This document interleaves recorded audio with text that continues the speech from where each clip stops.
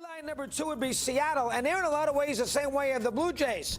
Last year, they made the big jump to 90. Nobody thought they'd do that. They were completely outscored in the run differential department. They didn't hit, but they won a lot of close games with their bullpen, a lot of one-run affairs, and they expect this year maybe to pick up where they left off. They've already had a bullpen injury, which is a little bit of a concern, but they made the trade with Cincinnati. They spent a fortune on Ray, and they think that they're a much better team. Again, when you win so many close games one year, you have a tendency to lose a lot of those games the next year. So it's market correction. It's the way baseball has always worked. You know, one year you're great in one-run games. Same team comes back the next year, ball bounces the other way, and you lose a lot of those one-run games. I can see that a little bit as far as Seattle is concerned. Robbie Ray trying to live up to A, a big contract, and B, winning a Cy Young Award. I got to see that. They brought the two kids in from Cincinnati. That was a great ballpark to hit in out there in Great America. Now they go to Seattle, where it's not as easy to hit the ball. So that third baseman who strikes out a billion times hit 190 last year.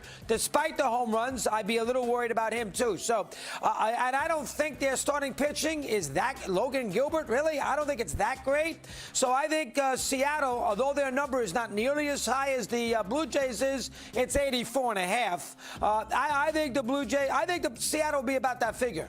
You know, I don't think they're going to get the 90. I don't think they're going to be terrible, but I don't think they're going to all of a sudden go out there and reproduce what they did last year. So that's storyline number 2. Everybody has got a little star on the Mariners back. I got to see it. And then number 3 are the Angels. I think they're the storyline number 3, and this is where I think they're due for some good luck. The Angels have been really beset by injury and a lot of misfortune in the last few years. And it's a franchise that hasn't made the playoffs since the Royals beat them in 2014. This is a franchise that first decade of the new century, they were wonderful. Won a championship in 02, played in an ALCS in 09.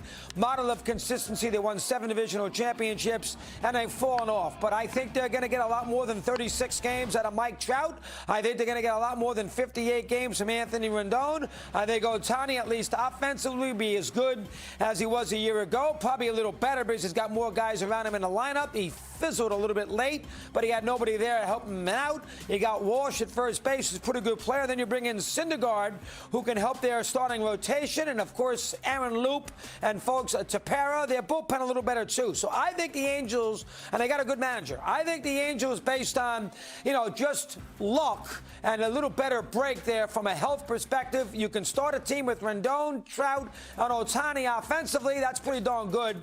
And although they're going to use a 6-man rotation, and although I don't love those last 3 or 4 starters, bullpen's not bad. And I think the Angels will be a pretty good team. Their over-under number is at 84.5.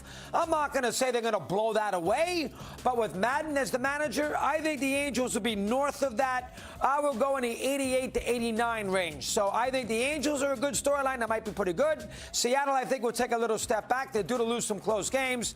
And I would beware if I'm a Blue Jay fan thinking this is the year we're going to make the playoffs again. Trendy teams are very dicey in Major League Baseball. Go ask the Padres from a year ago, whose over-under number was 95.5. 78 was their win total.